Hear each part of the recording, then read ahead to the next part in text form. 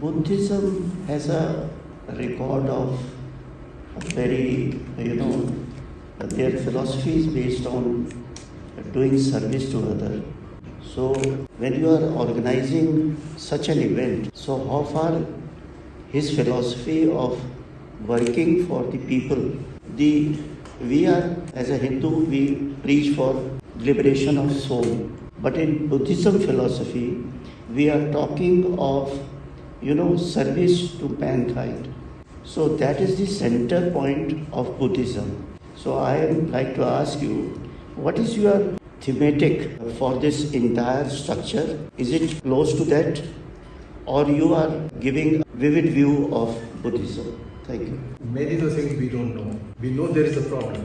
We don't know the answers. You ask us for answers, we have no answers. So one of the situations is that if you look at a conference, the issue that we're discussing is precisely that. For example, Buddhism was very popular in India a long time ago. Today it is Hinduism. What are we doing about that today? So one of the sessions is, how does it relate to the contemporary society? How do the development needs of contemporary society and this meet? So we'll be discussing that. So secondly, as the chairman said, that we have very established curricula for conservation, very established curricula for development, but to bring the two together in a certain direction is something that we will discover. So the question you're asking, maybe I have no answers, but those will be asked, looking for. So that's what he said, that it's a very unique academy which is set up to really define what we should do to preserve this heritage. I'll just tell you a small story why this need is there. I came across a very interesting book sometime back, very recently. An officer had retired and wanted to build a house in Visakhapatnam. And when she started digging for the house, she found ruins. And she started looking for some more. And then finally she discovered so much, she wrote a book. Very interesting title. The title of the book is Buddha in My Backyard. Literally, when you dig in a rural area, you find so many ruins that what do you do about it? Do we forget it? Do we just leave it? No, we said that no, we have to do something about it because it is our heritage. So we will find answers to the questions that you're asking, sir. We are trying to find that answer, and that is why he said it's a unique academy. I can't say it is modeled on Harvard, modeled on MIT, modeled on this, because these are all established institutions which are not going to give us the answers. We have to discover the answers by establishing this new academy. So, please. One supplement question is, you see, the Buddhism in South Korea, Japan, India, they are different from each other. And we have seen that Ashoka adopted Buddhism and various other modern rulers or something like that. So my question goes on, whether we will be having Buddhism from across the horizon of the world, or you are trying to organize it as an Indian view of it. I don't think that we visit about people quite rightly point out that it's not different. So we are what is common in all this is human welfare. So whether human welfare is extended how contribute to the welfare. I don't think we are there to preach it.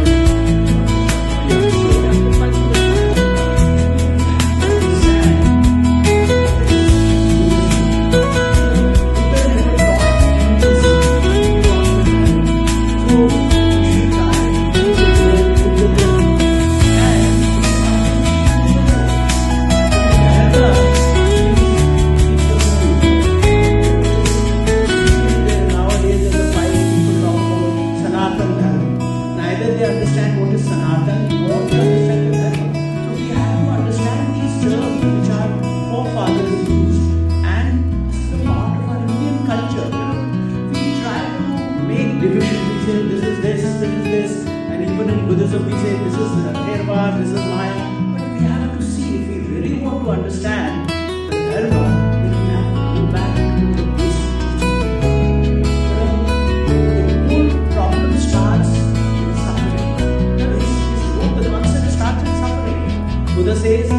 Are you in suffering? You could feel suffering? If you are, then I can teach you something by which you can come out of suffering. But if you are not suffering, then I don't have anything to teach you. Then you are, happy and you go back to the original text, which is in Pali. Pali was the lingua franca at the time of Buddha. And, he gave his first sermon. He was such an enlightened person, who knew how to pass on this legacy, the teaching. And that's, you mentioned about Ashoka. Why Ashoka picked up Buddha's Dharma? And he uses the term Dharma. He doesn't say, I am teaching something like Buddha Dharma or something. I am teaching the Dharma. So if you go back to the basic teachings of the Buddha, the first sermon which he gave in Sarnath, which is called Dhamma Chakra Pavartana Sutta. Dhamma Chakra means Dharma Chakra Pavartana, moving of the wheel of Dharma. There he gives the entire teaching and he makes people to understand and practice it. That was the impact which was made, and that's how the whole Indian culture, we just came up and we were following that. If you see, from the historical point of view, we have Shenzhen, this Chinese traveler, Hyun San. He has written, Indian archaeology, 80% of Indian archaeology is revealed by him. And, Shenzhen mentions the details and how he has portrayed this is something fantastic. And you mentioned about the legacy of Ashoka. Our government, our forefathers were so intelligent that the constitution, all the important things of Ashoka has been taken. And what is Ashoka doing? He's taking from the Dharma of the Buddha, Buddha Dharma. Even the United Nations. So, you understand all that. So what I'm trying to say is, we have to understand, and like we have in our flag, we have Ashok Chakra. Ashok Chakra is nothing but Dhamma Chakra. And Dhamma Chakra, it has got 24 spokes. Why 24 spokes? Because one of the very important teaching of Buddha is Pratitya Samutpada, dependent origination. Everything comes into existence because of some cause. He was the person who revolutionized, He didn't say that you believe, You believe there's a law of nature. Because of this will happen. If this is not there, then this won't happen. And that's the basic teaching of the Buddha, which is 4 noble truths and 8-fold path. 4 noble truths, he started with suffering. Do you suffer? If you have suffering, then I have something to teach you. And then he says, why do a person suffer? Because of the cause. There is a cause, because of that cause, a person is suffering. The modern medicine, they talk about the diagnosis. Earlier they used to, any person having fever, they would give a medicine called quinine, like malaria. But it's not there. Now they try to diagnose. How? Blood test. So similarly, Buddha says that if you are suffering, find out the cause of suffering. If you find out the cause of suffering, and you remove the cause, suffering will end. And as a part, he says that a person suffers because of craving. We have desire. And because of these desire, we are, we go on, we have greed, hatredness, ignorance. So these are the basic things. So if you see, our forefathers were so great. They talked about Dharma, Dhamma, which is something universal. Sanatana Dharma, eternal Dharma, which is natural. When the sun comes, night already comes, So it's like things are dependent origination. We have to go to the core of this. I am so happy that I am associated with them. And what they, our Mishra ji just mentioned, that, behind all these things, one of the terms which is very much used in Buddha's philosophy is Upaya Kaushalya. Upaya Kaushalya, skill in the use of means. So, he had been so skillful that he's having this conference.